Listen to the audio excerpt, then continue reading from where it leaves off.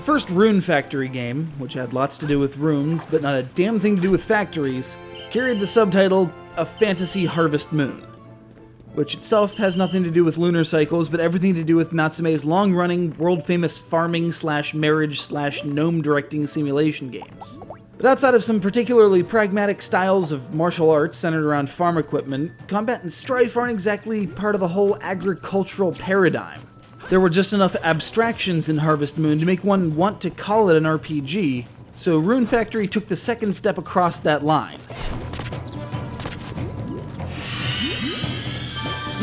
You control a young man who is about to go use magic to, get this, make crops grow, before a strong burst of light erupted from a nearby lake, engulfing both you and the pesky girl who pays attention to you and makes you lunch.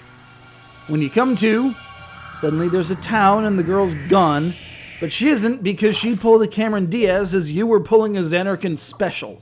The two of you now inhabit the same body, where Plucky Girl will be providing commentary as you integrate yourself into this new town, get along with its inhabitants, and figure out a way to undo this thing before Bjork gets involved.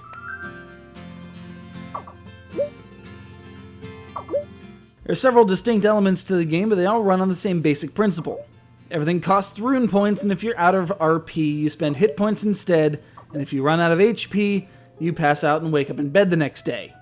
And you might have a cold. And if that sounds like Harvest Moon, yeah, you're totally right.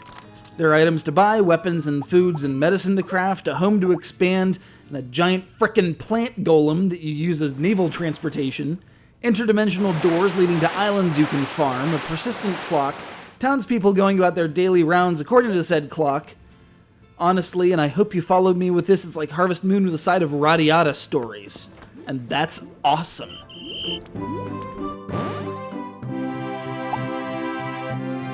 I hear complaints about JRPGs all the time, but games like Rune Factory serve more and more to blur that line. There's no lining up and taking turns to attack, there's no stoppage of time so that you can do side quests. The world feels natural, in a word.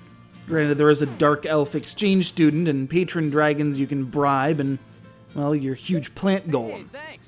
But if you're more familiar with the Western school of adventures, honestly, Rune Factory is not as alien as those hair colors would lead you to believe. Only way it could be better? Catherine Keener.